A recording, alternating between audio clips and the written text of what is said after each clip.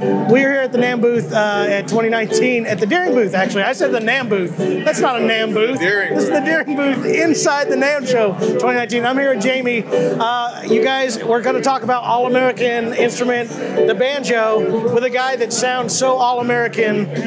I mean, nobody sounds more all-American than this guy right here. It's close to being American. This is Jamie right here, and we're going to talk about the history of Deering banjos. Right. And how many years has it been now for Deering? We are in our 43rd year. Really? Company. We were founded in 1975. Greg and Janet Deering, they're still very much at the helm of the company. Yep, just standing around the corner here. Yep. You can't see them, but they're here. Call rain or shine, I should say. They're really the driving force. Yeah. Greg Deering was a banjo player. He wanted a banjo. He couldn't afford a real American-made banjo, and that was his kind of mantra an inspiration to form the Deering Banjo Company. This is what we do. Yes. We make banjos, and we have done for 43 years, and we're the specialist at it. And it's kind of made you guys become the last official banjo company. This is American Banjo Company. I mean, I'm not saying that there aren't other banjo manufacturers out there, but you guys are doing it on the largest scale. This is the last of the large-scale banjo manufacturers. Let's blame it that way. Yeah, absolutely. There's a couple of things there. One, yes, we're the longest standing for sure. We make about 10,000 a year, but more importantly is that we cover the ground from that sub $500 range for the beginner all the way through to the professional and the collector and beyond. Yes. And all in amongst there, we can add custom features, we can service you on different inlay patterns and that kind of thing, or you can take a pick from a vast selection of other banjos that we have. Yeah. Sure. And have been doing that for quite a long time. You said Greg started as a banjo player. What year was that? He started playing banjo in the late 60s, I believe. Okay, and then during... The company was formed in 75. Excellent. What was the first model that came out when that was done? It was called the Basic. The Basic. And it was what has now morphed into the Boston and the Sierra. I remember those. Yes, absolutely. They're very, very cool. So, models that have been around for a long time, you got quite a few of them. And what was cool, I guess, about Deering was taking on a slightly different turn of banjo. Everybody knows Gibson banjos have been around, and that was kind of like the official bluegrass banjo. But Deering kind of took on its own little take on that banjo, which was really, really cool. It's kind of a West Coast spin. Yeah. I think, at San Diego. And I think that was also good, too, because, you know, we're in a traditional market, and it is always good, though, to see things that are slightly outside of that, because not everybody has the same taste. So, really, really cool. So let's talk about some of the new stuff that's, well, first, let's talk about the Goodtime series. Goodtime series comes out, has been your entry-level, all-American-made banjos. Yep. What makes them so special? Where we put our money on the Goodtime line is the playability, the quality of the components that we use, and then the tone. If you are a beginner banjo player and you have something that is subpar in quality, you're going to, most of the time, think that it's you that is the problem, and it's not. Sure. I assure you. Find a banjo that plays well, that is comfortable, that's going to allow you to learn in those initial few months and years before you can step up to something a bit more professional grade. But that's the Goodtime line is designed for. That's always something I always tell students and players all the time is, you can learn to play on any banjo. I don't agree that there's not banjos or any instrument that you can't learn to play on. Absolutely. But it sure makes it a lot harder when you don't have a better quality instrument, and there's a lot of things that'll kind of hang you up. So the good thing about this is an all-American made banjo that is a really clean, good start where you don't have to worry about the things that kind of hang you up and keep you from growing. Slipping tuners, or I hear stories all the time. Tuners in the slip, action that's way too high, so your left hand starts to cramp. And the other thing we do to help support that is it's not just about making banjos. We want people to learn the banjo. We want to provide materials for them to figure out not only how to learn different techniques, we have a ton of at DeeringBanjos.com, but also how to maintain them. We can give them tips on maintenance and changing strings. We can recommend people like yourselves where they can go and have a full setup done. Sure. And that's really the core. And it has been really good. I've been really impressed with your guys' online learning videos and stuff like that. So really kudos to you. Again, American Banjo Authority. This is Deering Banjos. So that's what they do. So then we kind of go in from the Goodtime series into the higher end series, I guess you would call it, professional series. What would be kind of the starter line on that?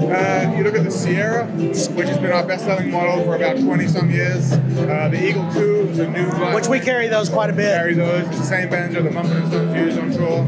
And the White Lotus is a newcomer. Very lightweight, made of purely of white oak. It's about 8.5 pounds, but has a real good crisp bluegrass tone to it. That's the banjo that I am a huge fan of right now is the White Lotus. Can we show it real quick? Yeah, absolutely. I love this banjo because it is lightweight. We've sold a lot of these in here, like I said, 8.5 pounds and it sounds like a tone ring banjo. We really like that. All white oak? All white oak rim, resonator and neck as well. And then on the fingerboard, we use a Midnight Maple, which is our pressure stained maple fingerboard. It's a hard rock maple, so it's very, this is the NAMM Show, ladies and gentlemen. It is really loud here. I hope you guys are enjoying the background music for this track here today. I apologize for the shouting. Midnight Maple fingerboard. It's a great instrument. Yeah. So then we've gone from those kind of banjos to the innovative things that Deering's always done. Like used to have the crossfires, the electric banjos, and things that have kind of added. And then last year, that was super innovative. One of my favorite banjos we had in the shop. Yeah, this is the Julia Bell. This is the collaboration that we did with Alison Brown, which features a lot of the artwork on the inlays of John Hartford as well. So that's the Julia Bell right there. Very John Hartford inspired all the way around, right? Because it's a E-tune banjo. It's going to go there. It's a low-tuned E-tune banjo. I'm going to ruin all your stuff for you, and I'm going to say it before you do, just so I seem smart. That's what I'm trying to do. I like it. Keep going. But it is. It's a wonderful, wonderful banjo. All mahogany, all the way through. All to Alison Brown's spec. Like I say, we got access to some of John's original sketches and made them into inlays for the fingerboard. Really cool. Has the extended fretboard as well, which was awesome to play. Every banjo player that came in the shop and played this thing, I'd say, you got to check it out. Right. And every one of them said the same exact thing. It inspires you to do things that you never thought about doing before. Yeah. So I love that banjo for that exact reason. So we have a complimentary string set to go with it that has the Julia Bell gauge strings. Good. And it also sounds good with standard strings as well. It's a great banjo for that, but it is designed with the low tuning in mind. Sure, very, very cool. And then last year also came out with the Rustic Wreath, which was a new banjo. Or this year, I guess. Yeah, technically this year. Yeah. So the Rustic Wreath is part of our Golden series. It's essentially a stripped down, very subtle, understated version of our Golden Wreath. So it has golden inlay pattern. It has the more traditional historical peghead shape, very distinct, recognizable flange shape as well. And the resonator on this is a little deeper than our standard Deering resonators. So the sound-wise, there's a bit more of a chamber in there. It's a bit deeper, projects a little more. Gotcha. And the best part about this banjo is you had the greatest banjo player to announce this banjo on your YouTube video. He was just rocking it in the announcement for this. Do you remember this at all? I think it was you. I think you might have been the, if I remember correctly. It was so sad that you used a guy that doesn't play banjo to go and say, check out the sound of this banjo right here. This is going to be the new thing coming out. If I only hire the best, all right? Only hire the best. Great banjo, though. You can check that one out. We always keep that one in stock, too, as well in the shop. And then another big one this year, a brand new model, is going to be the Goodtime Blackgrass, which is going to be giving you that all blacked out banjo. Almost all blacked out. Almost. Yeah. Almost. So it still has the Midnight Maple. I'm going to work at getting the bridge blacked because I think that would be a cool touch. Make it happen. Glossy black head and then the matte black standard finish on the hardware as well. It's a real nice contrast, a little darker twist on a more traditional instrument, but it's a real fun thing to have. That fits exactly like what we were just talking about while the camera's off here. It's like Deering has always taken that little road of doing something that it's a traditional instrument. This is an American tradition instrument, banjo is. But Deering's always kind of taken those outside roads every once in a while to do something that much different. So I know we're going to get some people that are going to go, that doesn't look like a bluegrass banjo to me. And that's fine, because there's a lot of people outside of that world, and you guys have always been really good about showing that side of the banjo. We have a mission statement in our company that Greg, I think, wrote in 1982. Really? It says something to the effect of every man, woman, and child to play banjo, or at least understand banjo. So we've never been one to shy away from pushing the boundaries and offering something that is still, at its core, a really good banjo.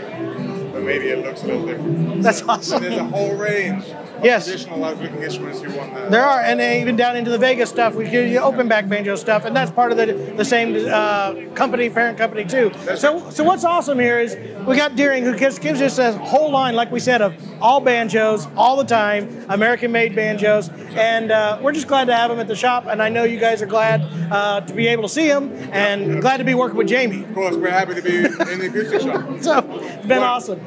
I couldn't have my banjos with any other greater player than Mr. John. I'm so sorry. I thank you. I apologize to everybody who had to listen to it. Thank you for making them sound so good. I love them. Thank you, guys, and we'll see you guys next time. Thank you.